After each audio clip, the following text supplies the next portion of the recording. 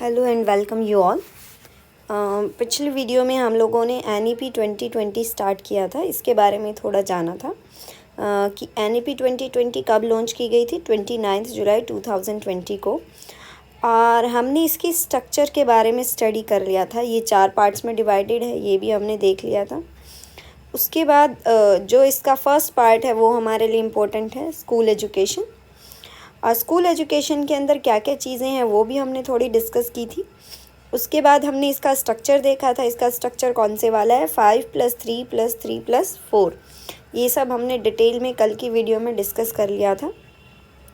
उसके बाद ECC क्या है, ये क्या रहेगा, उसके बारे में भी देखा था। और अब हम लोग आज यहाँ से शुरू करेंगे, ठीक है। अब NEP ने जो हमारी नई एजुकेशन पॉलिसी आई है उसने जो है हमारी वो बात जो ऊपर हमने पढ़ी वो 5th क्लास तक थी, ठीक है। कि प्राइमरी फाउंडेशनल स्टेज में हमें उनको, फाउंडेशनल है और प्रिपरेशन स्टेज में हमें उनको कैसे पढ़ाना है। उसके बाद आती है, ये भी चीज़ें उसी में भी यूज़ करनी है, हमें हर क्लास में यूज़ करनी है। पर जो उसको पढ़ाने के लिए, चीज़ों को पढ़ाने के लिए जो पैडागोगी हमें यूज़ करनी है वो क्या रहेगी। देखो, सबसे पहली चीज़ ऑल द 4 स्टेज, ये जो चारों स्टेज अभी हमने ऊपर पढ़ी थी, उन सारी स्टेज के अंदर हमें सेमेस्टर सिस्टम फॉलो करना है, ठीक है। और a system that allows the inclusion of shorter modules. जैसे क्लास 1-2 के अंदर हमारे यहाँ साइकिल टेस्ट होते हैं KV में। क्लास 1-2 के अंदर कोई सेमेस्टर सिस्टम कुछ नहीं होता। यहाँ पे साइकिल टेस्ट लिए जाते हैं मंथली, बस। उसके अलावा इन बच्चों का और कोई एग्ज़ाम कुछ नहीं होता है। हर मंथ के अंदर कुछ सिलेबस डिवाइडेड है, उस सिलेबस के अकॉर्डिंग हम लोग उनका क्या लेते हैं, साइकिल टेस्ट ले लेते हैं, बस उस मंथ के सिलेबस में से, और उनका काम ख़त्म होता है। तो यही यहाँ पे कहा गया है कि और अ सिस्टम दैट अलाउज, आपको छोटे छोटे मॉड्यूल्स में उनको चेक करना है फ्रिक्वेंटली, ठीक है। More frequent formative assessment for learning, flexible और कैसी होनी चाहिए, फॉर्मेटिव, ठीक है। असेसमेंट फॉर्मेटिव का मतलब है, होता है, सबमेटिव होता है सेशन के एंड में, और फॉर्मेटिव होता है आप मिड क्लास के बाद जब असेस कर रहे हो, या आप चैप्टर ख़त्म होने के बाद जब उसकी असेसमेंट कर रहे हो, वो सब फॉर्मेटिव असेसमेंट में आता है। ये हम पढ़ेंगे जब हम CCE पढ़ेंगे ना, कंटिन्यूस कॉम्प्रिहेंसिव इवेल्युएशन, तो उसके अंदर हम असेसमेंट के बारे में पढ़ेंगे, तब ये सारी टाइप के असेसमेंट्स हम वहाँ पे पढ़ने वाले हैं। States may took into innovative methods to achieve these aims of greater flexibility and exposure। Means हमें क्या करना है, बच्चों को सिर्फ ये नहीं कि उनको एग्ज़ाम से ही असेस करना है, उसके अलावा हम लोग आर्ट्स है, आर्ट साइंस, ठीक है, ह्यूमैनिटीज़, लैंग्वेज और वोकेशनल सब्जेक्ट्स, इसके अलावा हमें कुछ और मेथड्स भी यूज़ कर सकते हैं, कुछ एक्टिविटीज़ से भी उनको असेस कर सकते हैं। और क्या कह रहा है, हर एक स्टेट को जो है वो सारी चीज़ें बच्चों को हर सब्जेक्ट ऑफ़र करना है आपको, ठीक है। ये सारे सब्जेक्ट्स आपको इंक्लूड करने हैं। क्लासरूम ट्रांजेक्शन में shift in certain subjects as are competency based learning के ऊपर फोकस करना है। लर्निंग एंड एजुकेशन, इसके ऊपर हमारा पूरा वीडियो है, आप पढ़ सकते हो वहाँ से। CBE कंपिटेंसी बेस्ड एजुकेशन, पूरा डिटेल में हमने बताया हुआ है कि क्या कंपिटेंसी बेस्ड एजुकेशन क्या है। द असेसमेंट टूल्स, यानी including assessment as of and for learning. Means assessment as learning, assessment for learning, ये सब क्या होते हैं, वो सारी चीज़ें भी मैं पीछे की वीडियोस में बता चुकी हूँ। उसके बाद एक्सपेरिमेंटल लर्निंग, यानी जो लर्निंग है वो कैसी होनी चाहिए, लर्निंग बाय डूइंग होनी चाहिए, ठीक है। Means integrated story telling based ये यूज़ करना है हमें। मीन्स हमें बच्चों को एक्सप्लोर करने का चांस देना है, ये नहीं उनको सब कुछ बना बनाया नहीं परोसना है कि ये क्वेश्चन आंसर मैंने लिखवा दिए, इनको तुम रट लो, नहीं। उनको हमें क्रिएटिव थिंकिंग की तरफ अप्रोच कराना है। वो बच्चे चीज़ों को खुद सोच के, उनको हमें सिचुएशंस देनी है, उन सिचुएशंस के अंदर वो खुद चीज़ों को सोच के फिर उनके सॉल्यूशन फाइंड आउट करने की कोशिश करें, चीज़ों को सॉर्ट आउट करने की कोशिश करें, या कोई भी काम है उसको वो करके सीखें, लर्निंग बाय डूइंग। और बच्चे जो हैं रिलेशन अमंग डिफरेंट सब्जेक्ट्स जैसे साइंस, मैथ, यानी बहुत सारे, अब किसी बच्चे को हिंदी इंग्लिश, यानी हिंदी इंग्लिश में अगर उस बच्चे को रीडिंग ही नहीं आ रही है तो वो ना तो मैथ की स्टेटमेंट पढ़ पाएगा, ना साइंस की, वो क्या लिखा है उसको वो पढ़ ही नहीं पाएगा। ठीक है, तो हमें सब्जेक्ट्स को कोरिलेट करते हुए पढ़ाना है। आप साइंस के अंदर आर्ट इंटीग्रेशन भी यूज़ कर सकते हो, मैथ में भी यूज़ कर सकते हैं, हर जगह मीन्स जितना हो सके हमें सब्जेक्ट्स को आपस में, ये नहीं एक चीज़ एक सब्जेक्ट में पढ़ाई तो उसको बच्चे को बताना है कि ये यहाँ पे इस सब्जेक्ट में भी यूज़ हो सकती है। सब्जेक्ट कोरिलेशन डिफरेंट सब्जेक्ट्स के साथ। उसके बाद करिकुलम जो है, अभी नया करिकुलम भी डिसाइड किया गया है, थोड़ा बहुत चेंज हुआ है करिकुलम में।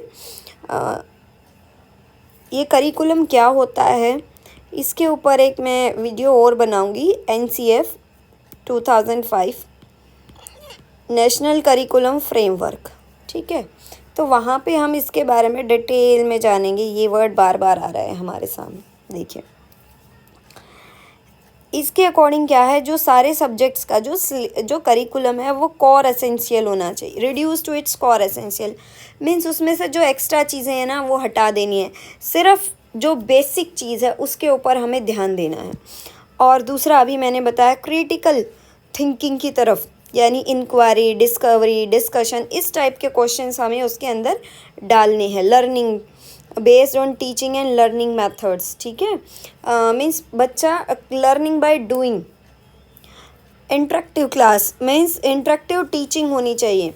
इंटरेक्टिव टीचिंग किस टाइप की होती है, देखो होल टाइम में क्या होता है, टीचर क्लास में आया और उसने आके बोलना शुरू किया, चैप्टर पढ़ाना शुरू किया, उसके बाद टेक्स्ट बुक से चैप्टर पढ़ा दिया, फिर उसने क्वेश्चन आंसर लिखवा दिए, बच्चों ने रट ली, एग्ज़ाम दिया, काम ख़त्म हुआ। नहीं, हमें ऐसी टीचिंग नहीं करनी है। हमारी टीचिंग इंटरेक्टिव होनी चाहिए, मतलब जो हम पढ़ा रहे हैं उसके अंदर हमें बच्चों को इन्वॉल्व करना है। हमें हमारा काम ऑलमोस्ट 30% होना चाहिए स्टार्टिंग में, बच्चों को 70% काम करना है। ठीक है, फिर धीरे धीरे हमें इस रेशो को और कम करना है। ठीक है, हमें बस उनको जब भी ज़रूरत है उनको सपोर्ट देना है, बाकी काम उन्हें खुद करना है। ठीक है, ये जो टेक्स्ट बुक लर्निंग है ना उसको हटाना है, उससे इंडिपेंडेंट बनाना है, reduce dependency on text book learning. Questions from students will be promoted, means आप जैसे आपने चैप्टर पढ़ा दिया, अब आप बच्चों को ही बोलो क्वेश्चन बनाओ, उस पर एक दूसरे से क्वेश्चन पूछो।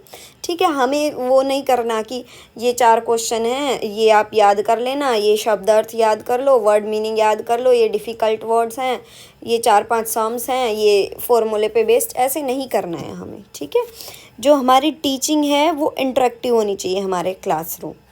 नेक्स्ट है एक्सपेरिमेंटल लर्निंग, अभी मैंने बताया, फन, क्रिएटिव, कोलैबोरेटिव। ठीक है, एक्टिविटीज़ जितनी ज़्यादा हो सके उनको हमें एक्टिविटीज़ में इन्वॉल्व करना है क्लासरूम के अंदर।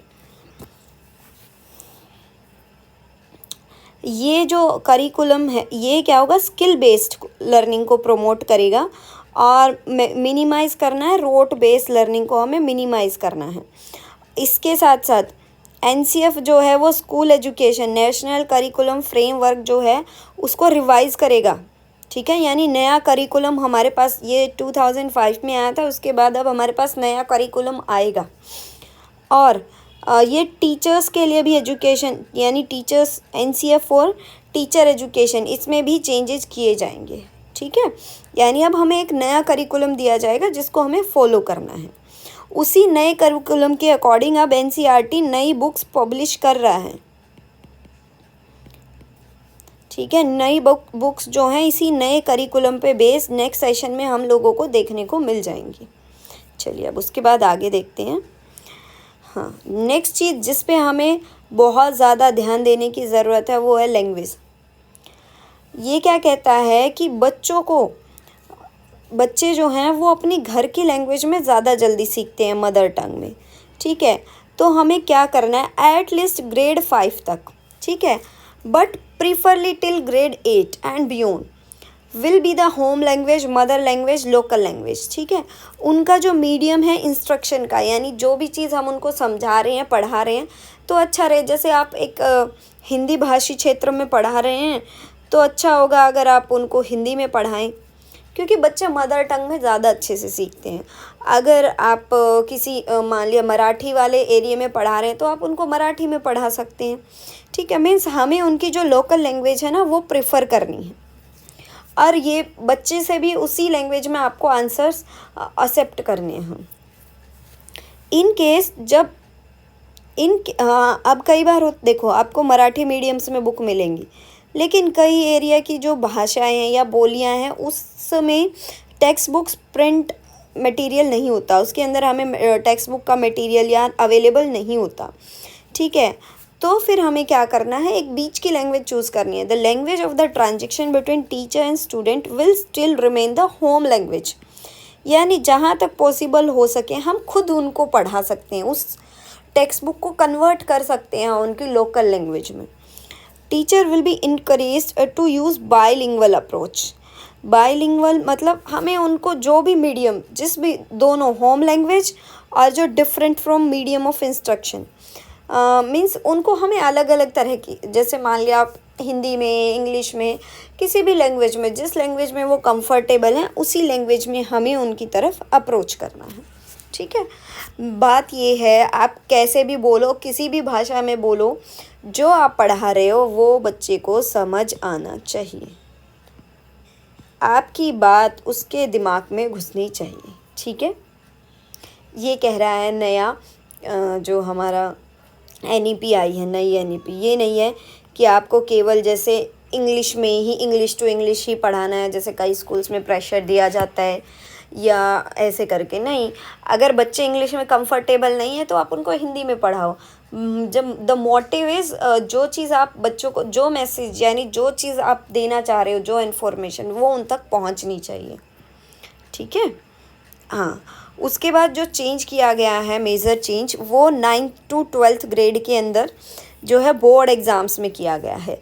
इस सेशन में तो नहीं, नेक्स्ट सेशन में। इस सेशन में तो हमारे नॉर्मल ही एग्ज़ाम्स हो रहे हैं, थोड़ा बहुत चेंजेस किया गया है एग्ज़ाम पैटर्न वगैरह में। नेक्स्ट सेशन से मोस्ट प्रोबेबली हमें इसी पैटर्न पे देखने को मिलेंगे। वो क्या कह रहा है कि बच्चों को ना, जैसे कोई बच्चा मैथ वाला है, ठीक है, अब किसी बच्चे को मैथ मुश्किल लगता है, साइंस मुश्किल लगती है, दूसरा, तो हर सब्जेक्ट के 2 लेवल होंगे, लेवल 1 और लेवल 2, और बच्चे को ऑप्शन दिया जाएगा लेवल 1 इजी, लेवल 2 थोड़ा डिफ़िकल्ट वाला, कि आप कौन से लेवल को चूज़ करना चाहोगे।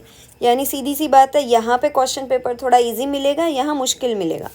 तो उसकी सब्जेक्ट, अगर उसको जो सब्जेक्ट उसको मुश्किल लगता है, अभी तो मैथ में ही था ना, बेसिक और एडवांस मैथ आया हुआ था, ऐसे ही अब हर सब्जेक्ट में होगा, ठीक है। वो भी बेसिक एडवांस मैथ बच्चों को 10th में ही ऑप्शन मिला हुआ था, 11th 12th में ऐसा नहीं था। पर अब कोशिश की जाएगी कि उनको 9th से लेकर 12th क्लास तक हर सब्जेक्ट में ऐसा 2 तरह के पेपर उनके लिए जा सके, 2 लेवल्स के। और जो बोर्ड एग्ज़ाम है वो ईजी बनाए जाएंगे और कॉम्पिटेंसी बेस्ड होंगे। और जो सेमेस्टर सिस्टम फॉलो किया जाएगा 2 टाइप्स में, objective type and descriptive type. यानी अभी भी जो हमारा पेपर आ रहा है ना, इस बार जो 12th का 10th का पेपर आ रहा है, वो 50% ऑब्जेक्टिव रहने वाला है, 50% सब्जेक्टिव रहने वाला है, डिस्क्रिप्टिव टाइप। ये 50% ऑब्जेक्टिव का मतलब ये नहीं है कि 100 में से या 80 नंबर का पेपर होने वाला है तो 40 मार्क्स क्वेश्चन वो MCQ पूछेंगे, नहीं। ये जो 40 मार्क है ना, इसमें से कुछ MCQs हैं, ठीक है, टिक द करेक्ट ऑप्शन है, कुछ 1 मार्क क्वेश्चन है, स्मॉल आंसर टाइप, इस टाइप से हैं। और ये वाले में थोड़े बड़े उसके क्वेश्चंस हैं। और एक और नई चीज़ इंक्लूड कर रखी है अभी एग्ज़ाम्स में, केस स्टडी, जो क्रिएटिव थिंकिंग के क्वेश्चंस कह रहे हैं ना, वो क्वेश्चन हमारा नॉर्मली होता है पर उसको थोड़ा सा घुमा फिरा के पूछा जाता है। उस टाइप के क्वेश्चंस को हम केस स्टडी क्वेश्चंस बोलते हैं, वो हर सब्जेक्ट में इंक्लूड किए गए हैं। Guidelines will be prepared by NCERT in consolidated with SCERT. हाँ, एक परख अभी मैं बताऊंगी, ये परख क्या है, नीचे आएगा। ये एक नई, देखो ये स्टैंडर्ड नॉर्म्स और गाइडलाइंस बनाने के लिए एक नया सेंटर खोला गया है, उसका नाम परख रखा गया है। ठीक है। स्कूल बोर्ड शेल इंश्योर, ये मतलब learners, teacher will prepare transformation in the assessment system. Means next academic session से ये सब शुरू हो जाएगा। हाँ देखो, ये बताया ना अभी मैंने, पहले मैथ से शुरू किया है उन्होंने, 2 लेवल में मैथ दिया है। Beginning with mathematics all subjects could be offered eight 2 levels. Math में शुरू हो चुका है, ठीक है। अब मैथ में शुरू हो चुका है, तो अब कह रहे हैं कि बाकी सब्जेक्ट्स में भी स्टार्ट किया जाएगा, दोनों लेवल्स पे, बेसिक और एडवांस। ठीक है, ताकि बच्चे घबराएं ना। चलिए, ये टीचर एजुकेशन। हाँ, एक और चीज़ अभी नीचे भी वो नीचे पढ़ेंगे, अभी और आएंगे इसकी की फीचर्स। ये मेन थी जो स्कूल लेवल पे हमारे लिए यूज़फुल थी पढ़ने के लिए। ठीक है, टीचर एजुकेशन जो है वो ये 3 प्रोग्राम दिए गए हैं। देखो, 4 साल का बीएड इंटीग्रेटेड कोर्स होगा, इसमें ग्रेजुएशन यानी बीए, बीएससी सब कुछ प्लस बीएड, ये 4 साल में ख़त्म कराया जाएगा।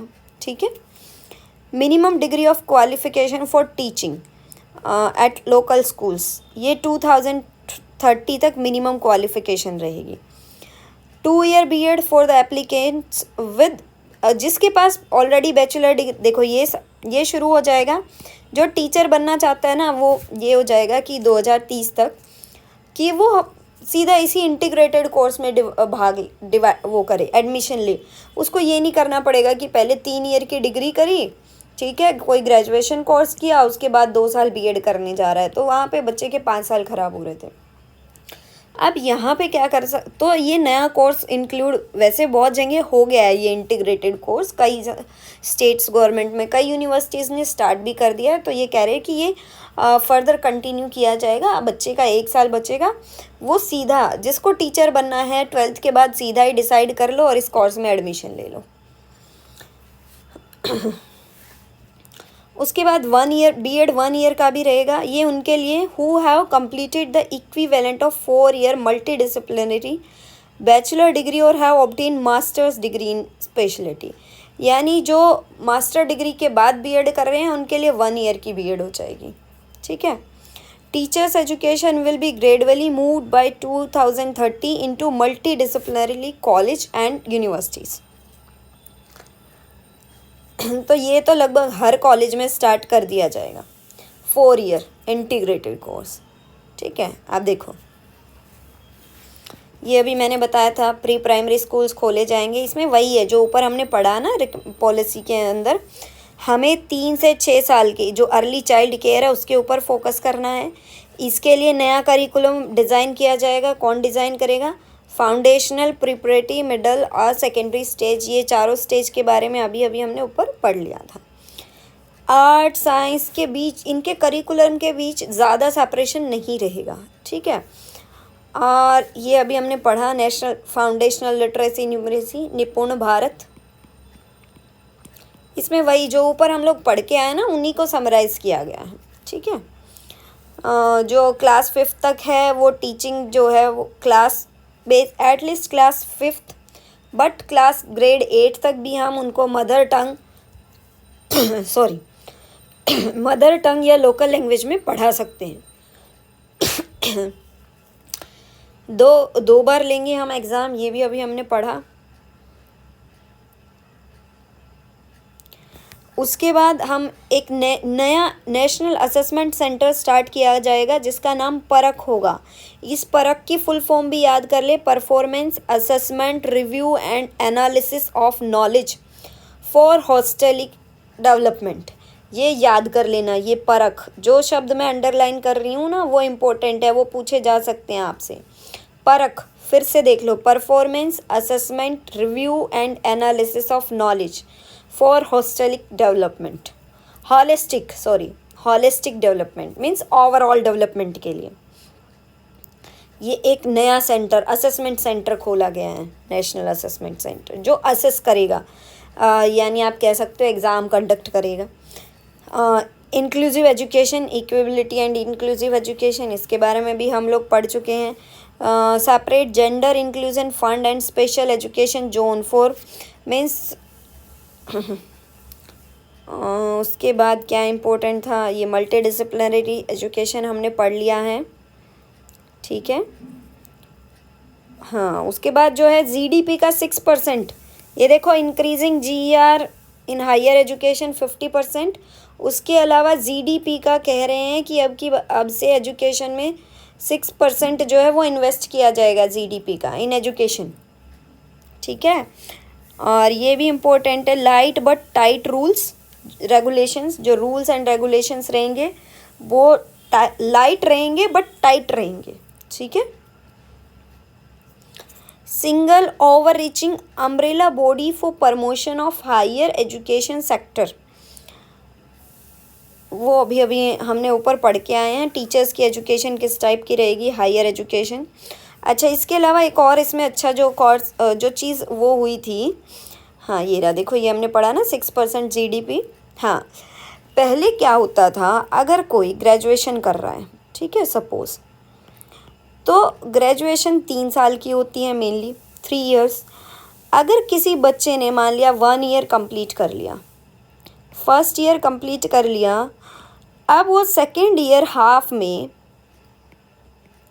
में किसी वजह से अपनी ग्रेजुएशन कंप्लीट नहीं कर पा रहा है, उसको छोड़ के जाना पड़ रहा है, अपनी पढ़ाई आगे कंटिन्यू कर सकता। फिर उसको याद आया या कुछ सिचुएशन ऐसी हुई कि हाँ भाई अब मैं कंटिन्यू कर सकता हूँ, तो उसको वापस फर्स्ट ईयर से स्टार्ट करना पड़ता था, पर अब ऐसा नहीं होगा।